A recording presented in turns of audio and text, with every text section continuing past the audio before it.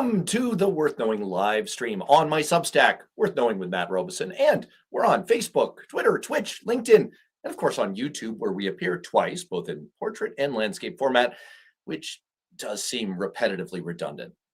Today, we need to talk about what we do now. It's easy to look at what's happening all around us and scream, this is wrong, this must end. And there's value in that. It's cathartic. It creates a connection with like-minded people. It creates attention to things that a lot of the American public isn't paying close attention to, and they should. And if they did, they might not feel too good about it. Never forget that those of us who are in the coalition of the sane are fighting not just right-wing disinformation, but public apathy. Never forget that Donald Trump only won in 2024 on the strength of voters who say that they pay little or no attention to the news. Kamala Harris actually won among people who pay at least some attention. So there's value in venting our outrage. And what's slightly harder to do is to look at what's going on and break it down, explain exactly why it's wrong and why it must end. And there's certainly value in that. I do a lot of it, or at least I try to on my Worth Knowing Substack. For example, last week, I wrote an article called This is Actually Happening, which broke down point by point a story spreading on social media about what ICE had been doing in Minnesota. And my aim was to show proof that these horrifying things were real, that ICE agents were cruising areas with immigrant-owned businesses and kidnapping people, abducting U.S. citizens, even as they begged to be allowed to retrieve their papers, putting people in chokeholds while they were out on their lunch break, smashing into cars, pepper spraying people, breaking down doors without proper legal warrants, forcing kids to be shuttled secretly to and from school until the school system decided to just go virtual to protect them, to protect kids from masked federal agents with guns who might kidnap them. So again, I think there's value in running through all of that point by point because there's so much misinformation and bullshit and so much motivated reasoning on the part of people who are in or have been in the MAGA cult. They're subjected to so much official and unofficial propaganda through right-wing media that delousing their intake and making sure that persuadable or disconnected voters don't just hear the lies, it's incredibly important. This is, for example, what my friend and frequent guest Dan Perry of the Substack Ask Questions Later, former lead Associated Press editor for the Middle East and Europe, wrote about just yesterday as he broke down the letter that President Trump sent to the Prime Minister of Norway, Jonas Gahr Store. And he showed line by line what was false, fantasized, and downright deranged. But after we've expressed that anger and outrage, after we've sorted truth from lies, what we're left with is a third level, the hardest level, making decisions. It's hard because it's not like those of us in the coalition of the sane are part of one cohesive organization. We're Democrats, independents, disaffected Republicans, and people who hold allegiance to no political party, but rather simply to the rule of law and the truth. So we don't have a leader. And yet somehow we do have to make decisions. We have to decide on strategies. We have to decide on focus. And to the extent that that job falls to the Democratic Party, it's a reminder of that old joke. I belong to no organized party. I'm a Democrat. And that was before our entire party decided with some merit that they don't trust our leaders anyway. And yet, despite all the challenges, this is what I tried to do in my article from January 15th entitled, Can Anything Be Done to Rein in This Violent Authoritarian ICE? To which I answered yes. And I laid out the case that pushing to abolish ICE or defund ICE or defund or stop the congressional bills that give funding to ICE would be a mistake. It would be a strategic trap. It would actually set back the cause that we all believe in. And instead, I suggested a different approach. But of course, not everyone agrees with that. My recent guest, Jonathan Larson of The Fucking News, wrote on January 17th, quote, Democrats may have defensible reasons for funding the Department of Justice, Homeland Security, State, and more, but I haven't heard any. And he's not alone. There are plenty of people who are friends and allies and whose opinions I respect who are arguing the exact same way, who say that we're caught up on tactics while we're enabling a moral horror. Let's look at another example. I mentioned that article from Dan Perry. Here's what he wrote. I know that the Republicans who are in a position to keep Trump in check are very busy indeed, spending their days and nights licking his boots and trembling in fear of being primaried. They may not have had time to consult the Constitution. So as a public service, on the cusp of 1 year since Trump re-entered the Oval Office, I offer a handy cheat sheet. Ratified in 1967, the 25th Amendment provides a constitutional mechanism for dealing with presidential incapacity. Its most consequential provision, Section 4, allows the vice president and a majority of the cabinet to declare that the president is unable to discharge the powers and duties of the office. He goes on to say that while this is far from likely, even after the November midterm elections, when the lemmings in Congress may feel a bit more free, stranger things have happened. Now, here's the thing. Dan is slightly understating the case. Right now, I'm writing a new article for Newsweek, where both Dan and I appear as columnists, in which I explain exactly why invoking the 25th Amendment and removing Donald Trump from office is impossible. Okay. Mathematically, it's not 0%, which of course reminds me of Dumb and Dumber. So you're telling me there's a chance? Yes, I'm telling you that there's a chance. But no, really, truly, as things stand right now, there is no chance. But that doesn't mean it might not be a good idea to push it anyway. Sometimes in politics, making charges about things that have even a grain of truth and putting your opponent on the defensive is a winning approach. There's an old story in politics that's attributed to Hunter S. Thompson about one of Lyndon Johnson's early campaigns in Texas. Sorry, this is about to get a little rude here. The race was close. Johnson was worried. So finally, he told the campaign manager to start a rumor that his opponent had carnal knowledge of some of his farm animals. The campaign manager said, "We can't get away with calling him a pig fucker. Nobody's going to believe that." And Johnson said, "I know, but let's make the son of a bitch deny it." In this case, Donald Trump's steep cognitive decline, his disordered thinking, his lost grip on reality, these are all very real, very full of proof, caught on video. We don't need to make anything up. But that's where the decisions come in. That's where the strategy comes in, because there is definitely a case for making Republicans defend insanity. Give them whiplash by making them defend dementia a year and a half after it was their main attack on President Biden. But on the other hand, Democrats are winning right now on affordability. Democrats are winning on tariffs. Democrats are now even winning on the question of whether ICE has gone too far. In fact, Democrats are winning on every single issue in polling, with the exception of border security and cutting federal spending, both of which are kind of laughable, but moving on. So, since voters already know that Donald Trump is crazy and unhinged and not in touch with reality, and they elected him in 2024 anyway, why would we prosecute that case when we're sprinting toward the end zone on other cases? The point is, there's always trade-offs. Now, I happen to think that the best way to win back a measure of control of the federal government and put back up some guardrails around this insane tyrant and rein in ICE is just to focus on practical things that would constrain what ICE is allowed to do. But maybe I'm wrong. I could be. After 9/11, as part of the intelligence reform, analysts were required to look at their assumptions and consider alternatives, to acknowledge uncertainty. And when we're talking about trying to stop Trump from dissolving the Western alliance, invading yet more countries, continuing to rain terror on the American people through his own personal Gestapo, Joe Rogan's words, not mine, when the stakes are that high, then we need to acknowledge where we might be right, where we might be wrong, and where we don't know. And believe me, my outrage, my fury at what is happening because of Trump and his enablers to my beloved country and to free people around the world is immense. I'll take the Pepsi challenge on that with anyone any day, but of course, that can't be our only guide. So my goal today isn't necessarily to convince others that I'm right. My goal is to try to present and understand the trade-offs, the options, think about what the smartest approach is to try to get us out of this mess. Now, when US senators in the Democratic Party had to do that, when they had to understand their options in policy, legislation, media, public opinion, and then come up with a strategy, they turned to one guy, Ryan McConaghy, who led the Senate Democratic Policy and Communications Center.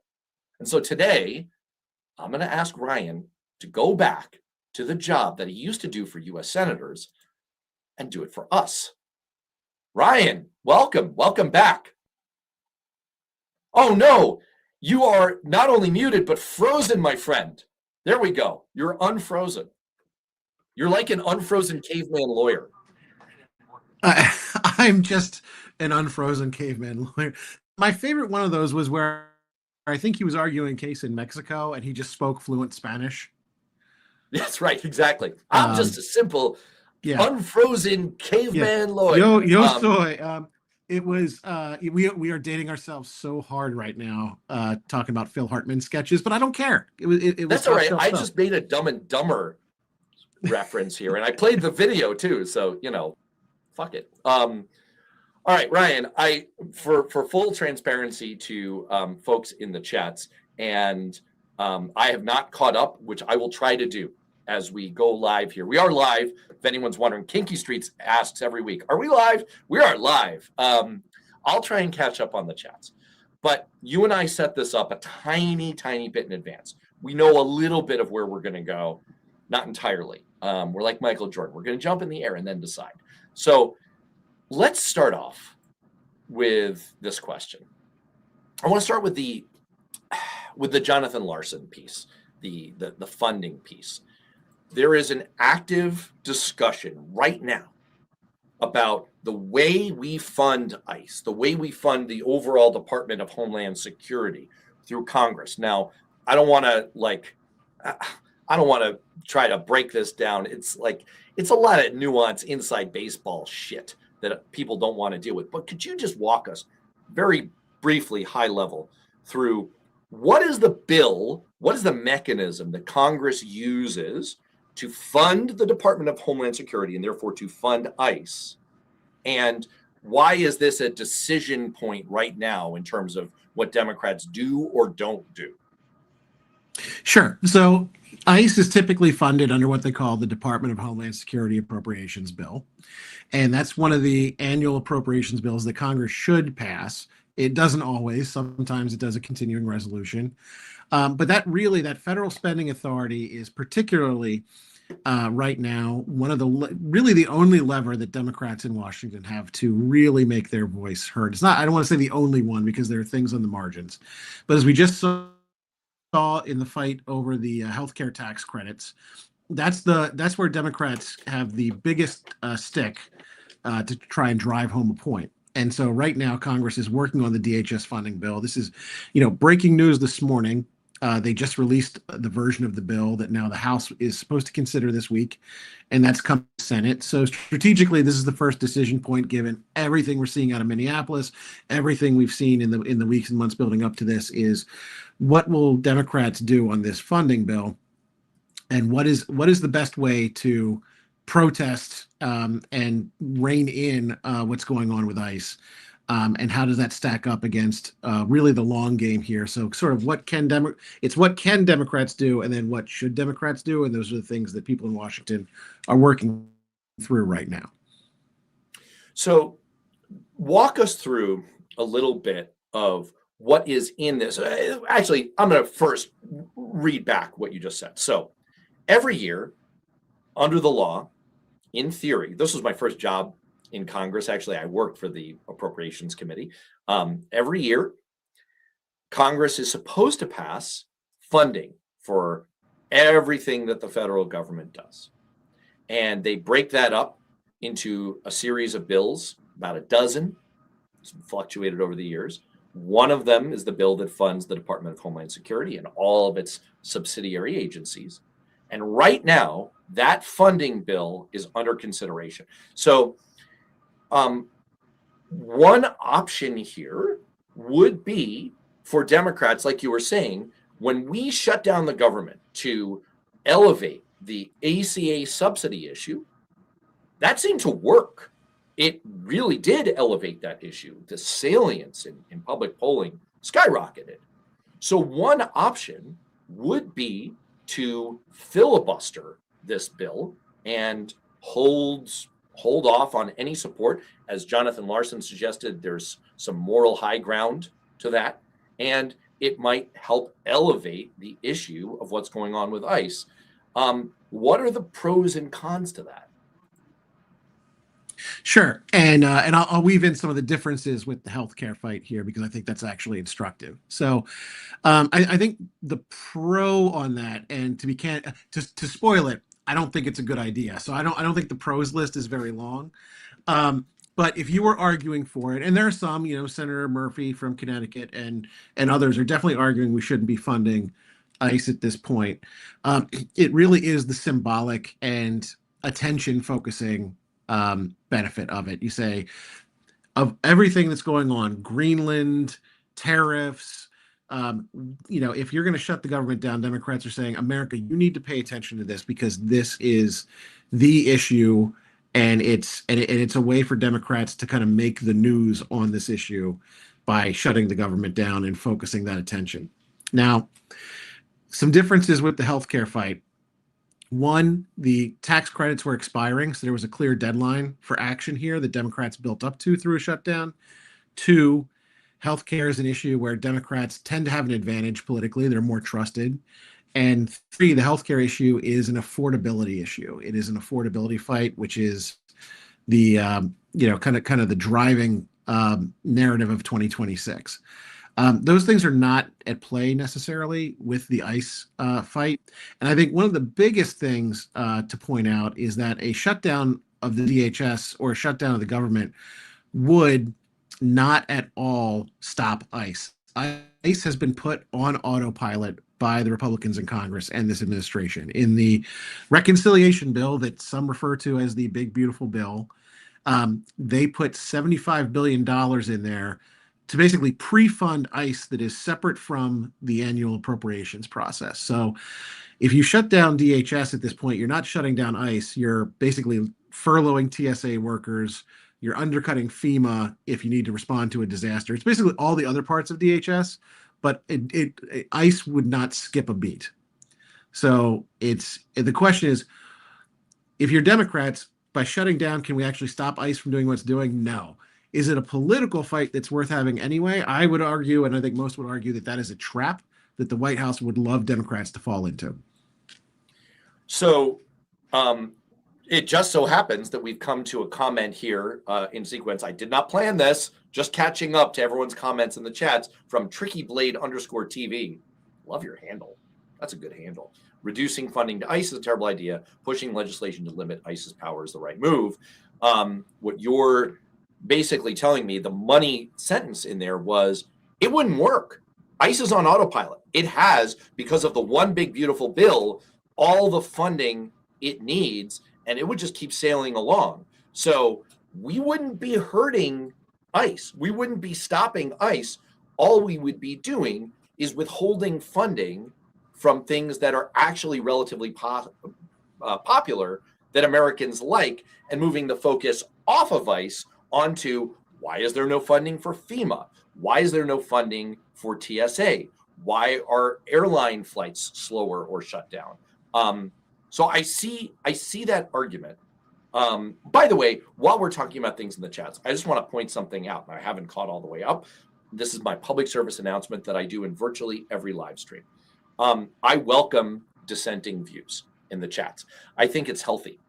If people have a perspective that differs from mine, not just if you're a Democrat who's like, no, defund ICE. I'm like, okay, let's hear it. Let's talk it out. That's what we're here to do. If you're a Republican or even a Trump fan who disagrees with me, all right, talk it out. Like we have Kevin Mays, 1908. I'm not sure if you're being a little tongue in cheek, but just saying, no, we voted for this. I'm not sure if that's, no, we voted for this, or no, we voted for this. I'm not sure which it is. Either way, your comment is welcome. We have the J Barrett 51 who writes, you have such bullshit. Look at the way your boy Biden acted, ... blah, blah, blah, blah, blah. Look, I think I get what you're saying, the J Barrett, which is, what about Biden? Yeah, sure. What about Biden, right? I think you're referring to the dementia thing. We'll get to that in a few minutes, but sure, let's stipulate that. Let's stipulate that there was some slippage in cognitive faculties there. So let's be even-handed and apply it both ways. Okay. So what you're saying is very instructive and very interesting. But as you pointed out, Homeland Security and ICE, while they're incredibly important issues, they're not the only thing going on. What about the insanity happening in the Department of Justice? What about the insane gaslighting that's coming from Pam Bondi and her underlings who have decided not to investigate Jonathan Ross, Renee Good's killer, Renee Good's shooter, but to investigate her and her bereaved widow. What about that which drove 6 federal prosecutors to resign in protest? What about funding for the Department of Justice? Is there an option for what Democrats can do there? Yeah, I mean, I think overall, and not to take a very charged issue and make it wonky, which is something that Democrats love to do. But Oh, yes. I think, Oh, you're speaking my love language. Please explain more minutia, Ryan.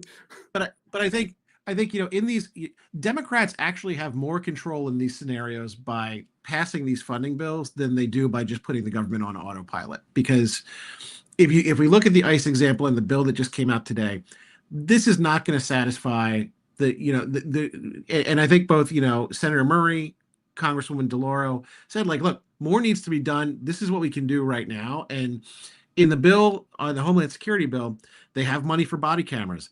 They have prohibitions on Kristi Noem just taking money and moving it around like a slush fund. They have funding for the Inspector General's office that Trump tried to shut down that actually will impose some accountability. So, and you don't get those things if you put the government on autopilot or shut the government down. So I'm not going to sit here and claim that it is satisfying, and I'm not going to say that it's going to, solve the problem.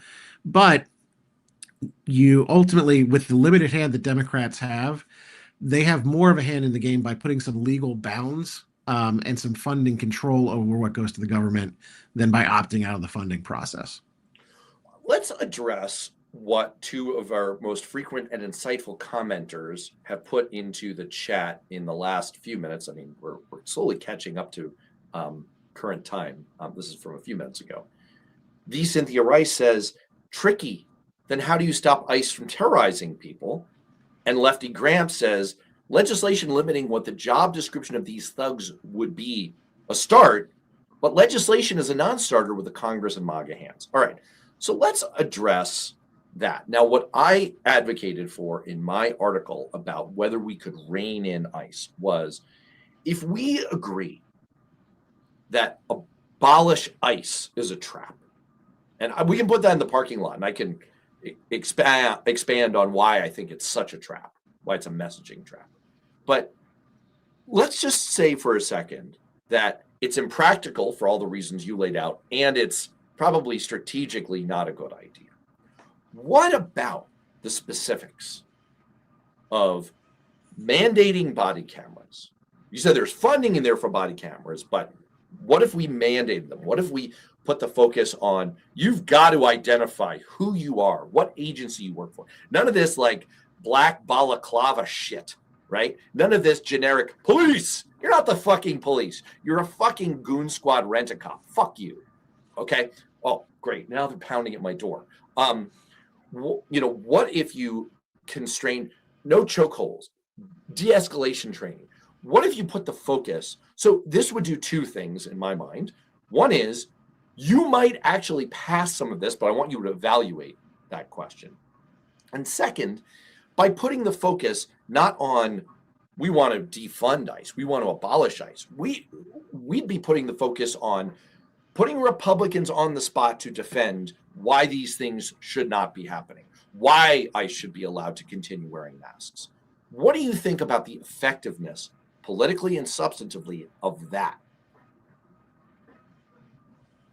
Yeah, I think that's the right direction. I think that's where Democrats are going. I mean, there are things in this bill, and I didn't give you the exhaustive list, but there is mandated, reporting of incidents. There is a requirement that every 30 days ICE has to report on its activities, or some of the funding gets turned off. There's de-escalation training.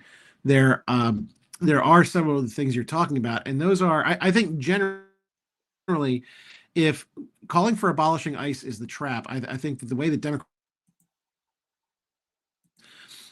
to actually embrace law and order and say that law and order has to apply to everyone, including law enforcement. And we have expectations of law enforcement. The job is to make communities safer.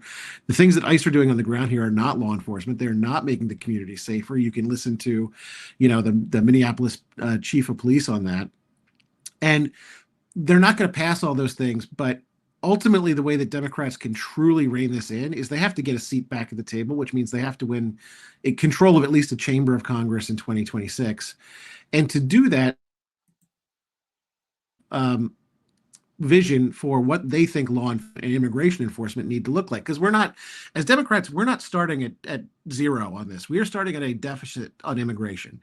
And even as people say ICE has gone too far, they still trust Republicans more on immigration.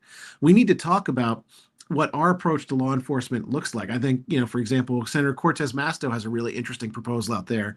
They would take the ICE autopilot money out of the reconciliation bill, and it would actually give it to local law enforcement so they could hire more police in the communities. They train, more officers. And so that's not about cutting ICE and cutting enforcement and undermining the rule of law. That's about doing the rule of law that serves communities better and is actually about making sure citizens are protected, because we can't fall back into the trap of being easily painted as lax on immigration, because when Democrats are painted as lax on immigration, that's how you get back to this situation where Trump gets elected, and now we're in a massive swing the other way, and you have communities under siege. I want to take an opportunity to address a few comments that have appeared. First, Tammy3126 writes, God thank for Trump. Would someone please call China and let them know that their bot is malfunctioning? Tammy3126, it's thank God for Trump, I think, is what your digital circuits were trying to create there. The Cynthia Rice points out something that, look, I don't want to get into a big argument over facts with people. Facts, Max. You can use facts to prove anything that's even remotely true.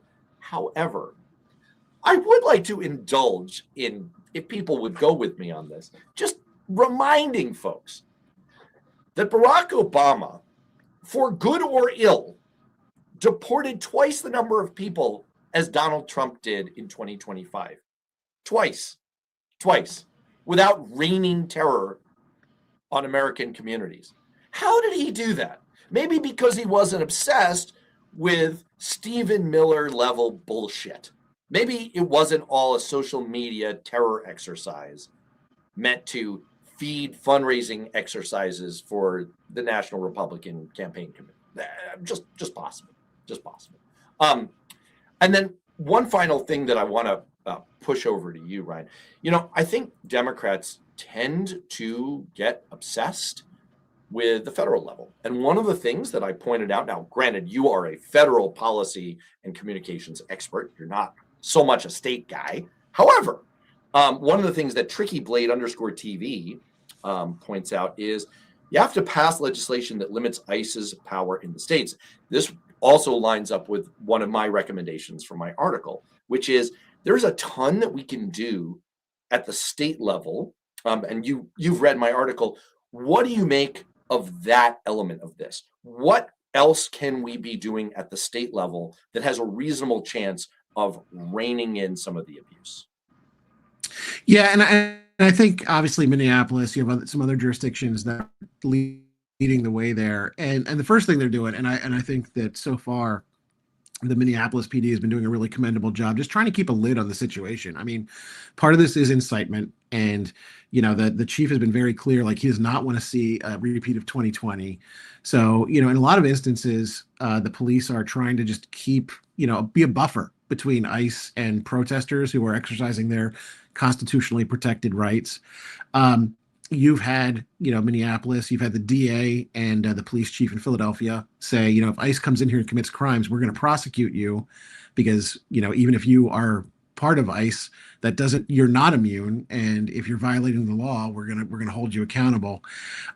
Short of direct prosecutions, I think there is the specter of future accountability is part of what will hopefully keep some people in check from the extremes. And that means that I think, local police going around creating a record, if you are a citizen who, ICE has broken in your door without a warrant and you call the local police department, candidly, the police department may not be able to stop that in the moment, but there should be an incident report. There should be tracking of these these abuses so that cases can eventually be filed. So it's accountability, it's documentation for accountability, and where possible, protecting the communities that locals serve, I want to. and threatening Oh, that go ahead. accountability.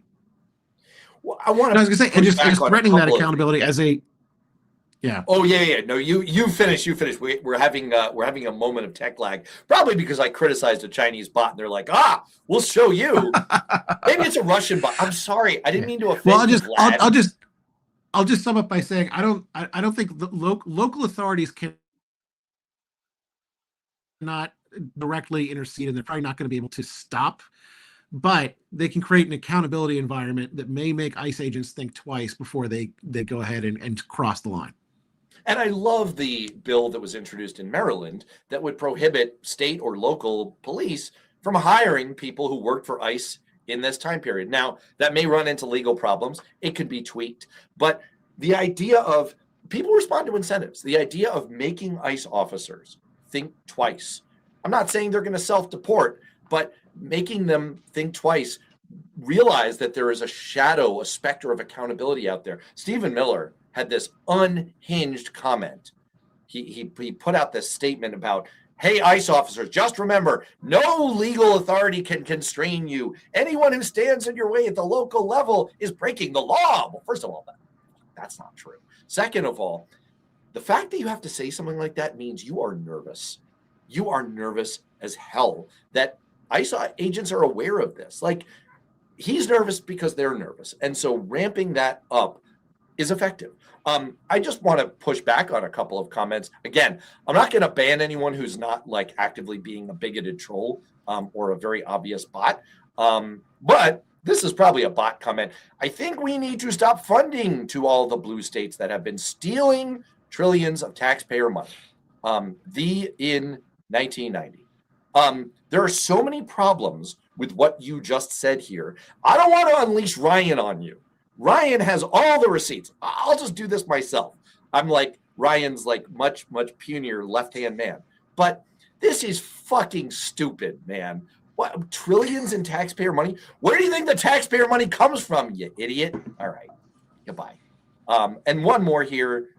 Oh, no, never mind. I'm not going to do the one more. I had one teed up that I thought was really particularly stupid, but I lost it. All right. Let's talk about the 25th Amendment. And I'm really looking, this is one where, I'm hoping to catch up to both everyone in the chat and to Ryan on this, because I am literally drafting. Like I'm writing right now. I took a break to do this live stream, and then I'm going back to writing. I really want people's input on this. I think, as I set up in the open, that there is an argument for pushing the 25th Amendment, for pushing the idea that it is the constitutional, moral, legal responsibility, the patriotic responsibility of the vice president and the members of the cabinet to invoke the 25th Amendment, Section 4, and deem that Donald Trump is clearly incapacitated. I know it's not possible. I know it won't happen. But there's a political case for pushing it. There's also a political case for not pushing it. Ryan, I'll go to you first before I look at what everyone has to say in the chat. What do you make of the case both ways? Yeah, well, I'm not going to talk about the president's mental state. I think people can see it here with their own eyes there and make their own decisions. But I will speak. You brought me on to talk about sort of the politics of it, and I think I would answer your question with a question, which is, what do Donald Trump, Abigail Spanberger, Mikey Sherrill, and Zoran Mamdani have in common? They were all on a secret signal chat from Pete Hegseth that revealed the locations of all of our nuclear subs. Well, no, because one of those people would have leaked it. But in all seriousness, the one common denominator is that they all ran their recent elections and won, talking about affordability, first, second, and third. And it's amazing. I think if we step back from all this, Americans have elected a MAGA president two centrist Democratic governors and a Democratic socialist mayor. So what they're basically telling us is, we don't care what's riding in the sidecar as long as affordability is riding shotgun with these candidates. We don't care what's in the back seat. And so Democrats risk, anytime you start to get off into stuff that can very easily be caricatured as Trump derangement system or creates a rally effect, just as the MAGA base is starting to fracture over, even healthcare stuff. Every time we're not talking about affordability, we are not talking about the thing that people care about most. And we have to walk and chew gum at the same time. We have to talk about reining in ICE when we talk about affordability. We have to talk about clearly, the abuses of the Trump administration. But like when we start to talk, like, 25th, that is something that maybe people online can talk about. But like Democrats who are looking to win elections should be focused on affordability first, second, and third. All right, let's take a step back here. I'm going to read that back. And yes, I'm sorry, I've been leaving MJ. MJ, I'm so fond of your comments that I want to leave them up on screen for a long, long time, because I'm always interested in what you have to say. In this case, it was a little unintentional because I was trying to both listen and, multitask a little bit here. So you are in the stay on target camp. You are in the Star Wars stay on target, stay on target. Red leader, underrated leader in the Star Wars saga. Red leader there. Who? Underrated. Okay, who is the leader? That was gold leader. I'm sorry, we're about to go down a rabbit hole. Let's pull back here. But no, I like rabbit holes. You want to go down a rabbit hole? Hold on, I'm gonna hide this. Wait, what about your party stealing billions if not trillions of money from American people? Jesus, the bots are strong. The force is strong with this one. Yes, now release your anger, Leslie Davis bot 6875. Oh my gosh. That's a lie. Speaking of which, I would like to respond. I'm going to go down a rabbit hole here. You invited me to. This is your fault, not mine. GP5787 says, I really like your homosexual shirt. So first of all, thank you. I like my homosexual shirt too. I think it's quite nice. You know what you remind me of, whatever the fuck your name is? You remind me of a parody on The Simpsons that I have pulled up and I'm going to play for you right now.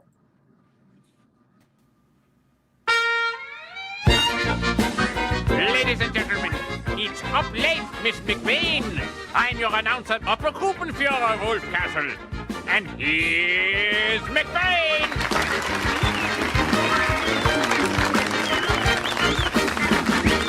Yeah, thank you. Yeah, that's nice. Let's say hello to my music guy, Scoey.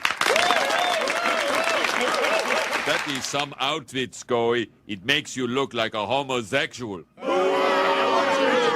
Oh, maybe you all are homosexuals, too. All right, so apparently we have reached in the chats the level of parody. All right, back on track. So sorry. You were trying to say, stay on target, don't get sucked in. I mean, is this kind of, you were no longer doing this like synthesis of message job by the time Trump came on the scene, right? Like you weren't quite in that Democratic Policy Communications Center, but like, right. But is this kind of what you're so hooked in to the conversation among Democratic senators that's going on right now?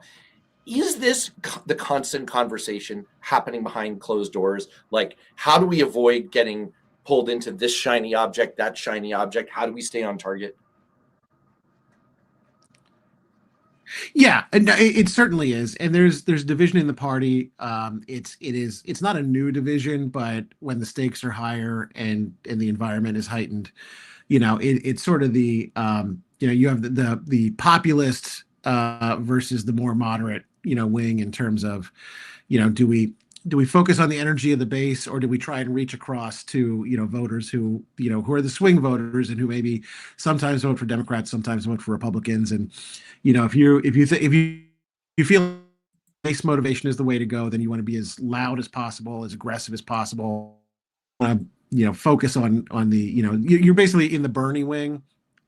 And so, maybe you're a little bit more inclined to have a shutdown over ICE versus others that think we need to kind of grow go wider instead of deeper to hit the vote totals we need. So it's very much. I mean, it's been an ongoing discussion since Harris lost, and it's a discussion that's going to keep going. And it's honestly not going to get into the midterms. I mean, it was sort of a you had I mentioned Spanberger and Sherrill. I think that's a pretty strong verdict for sort of that we need to grow, win elections. But it's a discussion that's going to continue until that's what the primaries are going to be about in large part. What do you think is really possible for Democrats to accomplish in Congress this year before the midterms? What should their objective be? There's a ton of comments here. I just referred to our friend MJ. Here's MJ with Jeffries, Booker, and Chuck giving the message useless. That does seem to capture a sentiment that's widespread in the Democratic Party right now, that our leadership is feckless, that our leadership can't get it done. So if you were sitting advising senators right now, given the fact that we're pretty locked out of power, that we have very, very limited levers to pull on, what should they be aiming for? What should their objective be?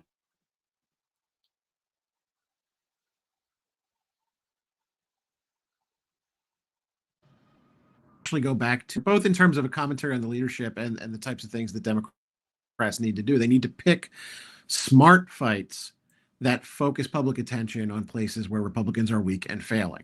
The shutdown did that. It was not a guarantee. I politically, Democrats did very well in that shutdown because they picked the right issue and they dug in very hard. It was a 40-day shutdown, and then Republicans are failing them. So they have to be smart about spotting those opportunities and go all in on them. I don't think ICE funding is that opportunity. But they also need to do more. The Democrats have rolled out now. They have a housing plan. They're going to be rolling out an energy plan. There was another podcaster, I won't say who, but he sort of, made the joke that, Republican numbers are crashing. They're almost to where Democrats are. Which I think a little. But also, there's an element of truth that, the political environment is going to be very favorable, but Democrats still need to work on showing necessarily not what they can do now, but highlighting the contrast in where Republicans are failing and where Democrats can do better once we have a seat at the table. That I'm sure that's not sad. That's going to feel like a low ceiling. And the fact of the matter is, it's incredibly frustrating to be out of power. And I think the leadership gets that. Members of Congress get that, and there's a lot of anger out there, and it's shared. But we have to stay disciplined, or else we're just going to be angrier and angrier going forward. Speaking of being because we'll be on the outside for longer. Well, I was going to say, we'll be angrier for longer because we're going to be on the outside for longer. Yeah. Right. I mean, one of the things that a Republican friend pointed out to me, I still have him, earlier this week is, this sucks, for Democrats. We cannot possibly feel great about where we are because, as I pointed out earlier, it's not news to America that Donald Trump is crazy. Now, I think that he's been crazier. He's been less in touch with reality. He's shown more signs of incipient dementia than we predicted would be the case. It's gone to an even more extreme level than was being predicted a year and a half ago. But it's a difference of degree, not of kind. You pointed out earlier that we've been saying this guy is fucking crazy for a long time.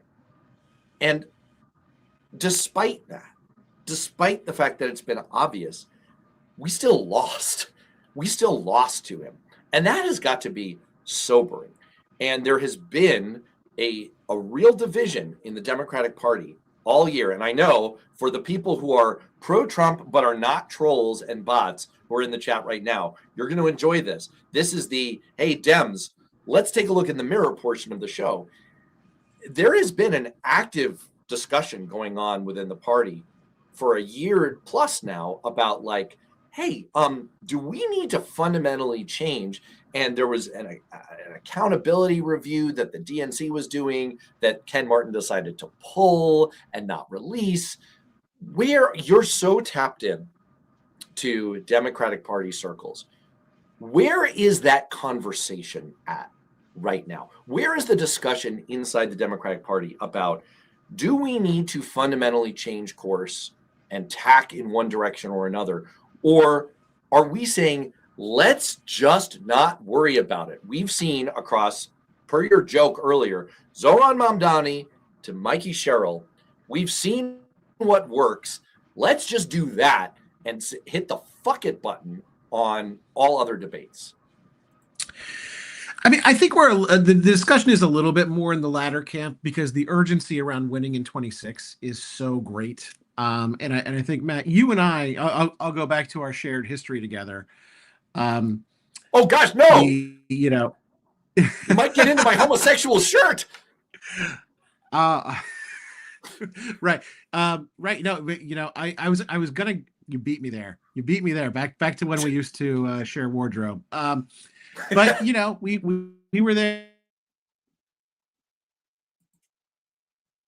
and look, it was Schumer was running the DSCC, Rahm was running the D-Trip, and they made a point of focusing from the ground up on candidates who were going to play well in those districts and who could speak to a lot of frustrations that Americans were having with the economy. At that time, it was the Iraq War. I can't believe I feel old saying that, but I think that the approach that Democrats are focusing on is much more a race by race approach right now.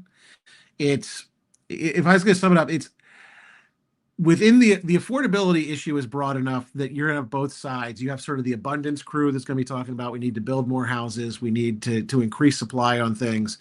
You have the more populist wing that is going to go after sort of corporations but that is those are the flavors of the affordability debate, and they're going to find their best home in each of these races and each of these candidates. So I think that there's not going to be a lot of top-down discipline from the party. I think the emphasis is so much on winning that it's going to be, all right, we're not going to, there's a contested primary in Michigan right now, but I don't think the DSCC or Senate Democratic leadership is going to say that the Democratic nominee in Maine needs to be having the exact same affordability platform that the nominee in Michigan has, or in North Carolina. I think there's going to be room for Democrats to talk about those things. I think the bigger debates are more about the tactical debates, like, do we shut down? Do we not shut down? Is this the right moment for confrontation? How bullish? Again, I'm really enjoying this opportunity because, despite the fact that we go back, like 20 years almost. Good gravy. It was fast, yeah. Wow, that happened. That happened fast. Well, because I met your wife first, right? Like, yeah, we met first, and then you and me. Anyway, where was I going with this? Oh, yes. Despite the fact that we go back so far, embarrassingly far at this point, I actually don't get the opportunity to crack into your brain that often.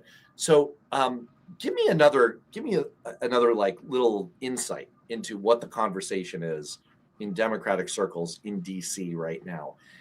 How bullish? Because really what this comes down to, the odds are ever in our favor when it comes to the House. You look at the midterms, despite the predatory redistricting, gerrymandering bullshit, despite the looming potential, and I know people have well-founded conspiracy worries about this, that Trump is going to find a way to undermine the election. I that is valid. Like, that is something to be worried about. But despite all that, the odds are very, very much in our favor when it comes to the House.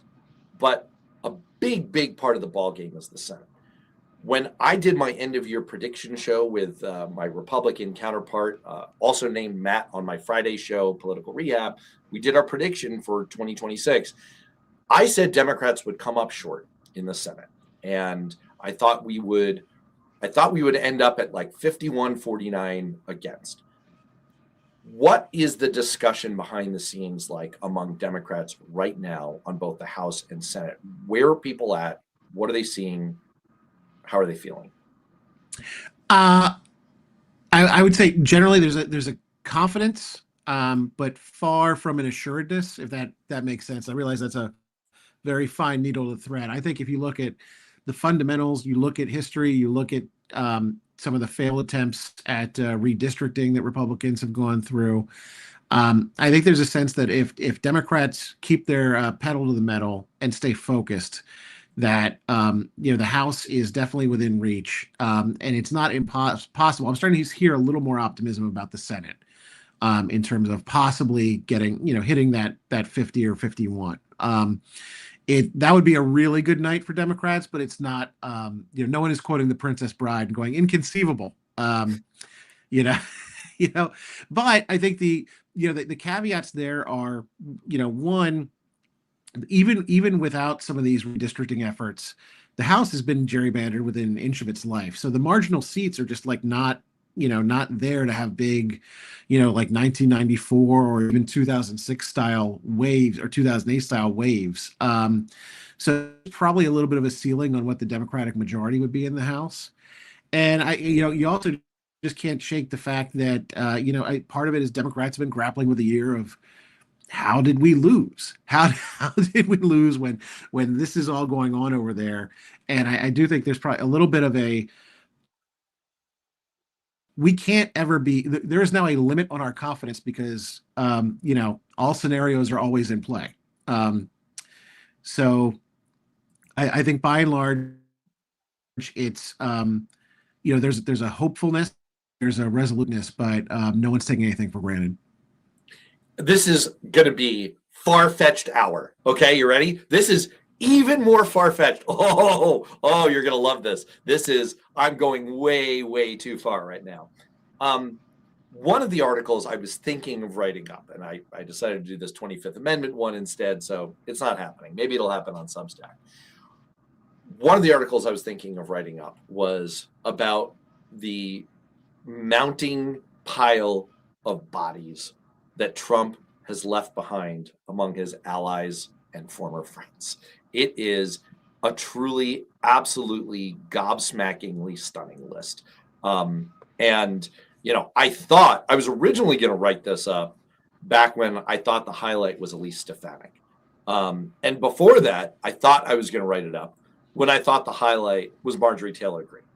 But now, the latest is Senator Bill Cassidy, who Trump endorsed his potential primary rival. By the time that this happened, I haven't seen whether his potential rival has announced that she's going to primary him.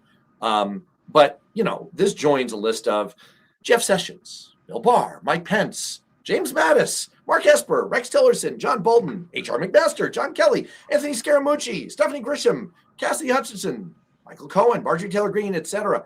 So, at this point, if you're a Republican in elected office, you can see your political death warrant has been written, right? Like the writing is on the wall. I am old enough to remember and to have been a congressional staffer when Arlen Specter switched parties. Is there any speculation at this point of any party switches that would, or more realistic, sudden resignations, sudden retirements that would cut the already razor-thin margin in the House or Senate? Party switches, no. I think that's a bridge too far. I haven't really heard about that. You do get there was a feeling coming out of the holidays that there would be a larger wave of House retirement announcements. That hasn't quite materialized yet, but that could be taking its time. I do think it's not inconceivable. If you want to go to sort of West Wing territory here, which is I think what you want to do. I know what you want me to say. You want me to say that before 2026 is out, for at least 5 minutes, Hakeem Jeffries will be Speaker of the House. It's not.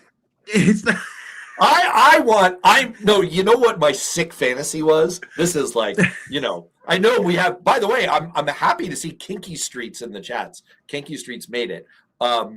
This is my kinky fantasy. This is like how weird I get. Oh boy. You know, my wife listens to this. I'm not sure I want to reveal my fantasies to her, but here we go.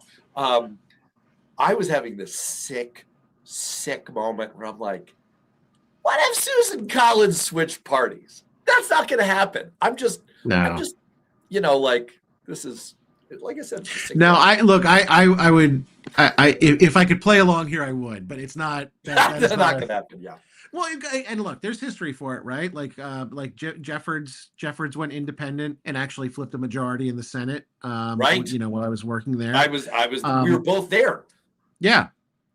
You know, so it's, you know, it has happened before. It's not, but I think you are much more likely to see people stand down or step out than you are to see them kind of go across the aisle. I just think the politics of the moment are such where, you know, but if you're in the shoes of what, you know, Collins or whoever else today's Spectre would be, and you make that move, you've kind of left, you know, and this again goes to the larger polarization. You're probably not bringing much of your base with you. And a lot of the Democrats are probably skeptical of your sort of deathbed conversion. So you end up, I mean, Spectre did not win that race. I remember painfully. You know what was so weird was that my boss at the time, after he did that, was running for the U.S. Senate. Here's a piece of inside baseball for people. So a third of the Senate is up for re-election every 2 years. And the Democratic Senatorial Campaign Committee, at least at the time, they probably still do this, convenes a weekly meeting of all of the campaign managers or chiefs of staff for all of the Senate candidates. And my boss was a House member, but he was the only guy. So I used to attend this meeting. And we had this super duper awkward moment where Arlen Specter's chief of staff started showing up at our campaign strategy meetings. And it was like, could we talk about stuff now? Or is this weird? Like, you're one of us now? Welcome. It was very strange. No, it's probably from a bygone time. And this is surely a political fantasy. But I think my main point with Cassidy was much more of like an Elise Stefanik thing. It's like, really? Like, you saw this coming, man. Like, you saw this coming. It was fruitless to try to pretend that you could somehow suck your way up to Trump and like, oh yeah, I'm going to rubber stamp RFK Jr. That'll work. I'm going to just completely abrogate my Hippocratic oath as a physician and say like, oh yeah, this guy who's been an anti-vax conspiracy theory insaneophile like for decades now, yeah, he's fine. He's good. This will all be great. So anyway, I guess that's not going to happen either. All right, look, I've got to let you go. You are a busy man. You are highly sought after by organizations around the country who want to understand what's happening inside the Senate, inside the House, inside the Democratic mind. I will say thank you for at least walking us through. I said at the top, my objective here was to at least understand the options, the trade-offs, the potential strategies. I have a particular point of view. I have a particular set of preferences. My objective was not necessarily to persuade everyone else. I just wanted to capture for an hour that there are nuances here. And as much as I'm as exercised and outraged as anyone, as I think most of the people who are chatting are, I don't think any of us feel like we can be guided by that. We have to make smart decisions. The future of the country and the world is on the line here. So we can't just be ruled by our rage. And I think you've done that really effectively. On the way out, do you have a wild prediction for the year? I can't quite predict the Speaker Jeffries, but that House margin is very small if you have one or two more retirements.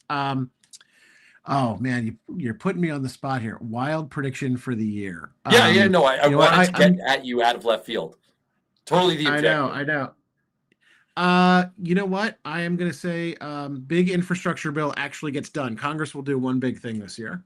What? Oh my gosh. Yes. Congress will do not just something, Congress but will do a big thing, a bipartisan thing. A big bipartisan, highway in bill. some ways, that's yep.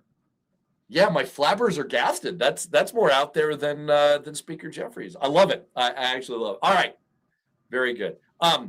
Ryan, thank you very much for all of your insight, wisdom, analysis. Really appreciate it. I feel very informed. I hope people out there do too. I want to say thank you to everyone who's been active in the chats.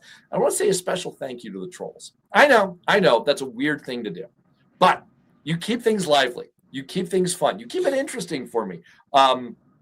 You say crazy things like everything is cheaper under Trump.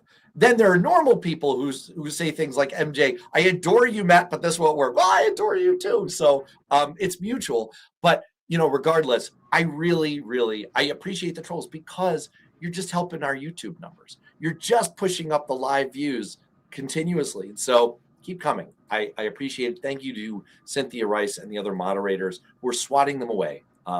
You're doing exceptional work. And look, in the meantime, I know it's been a rough week. Hang in there, everyone. Stay safe. Be well. We'll see you next week.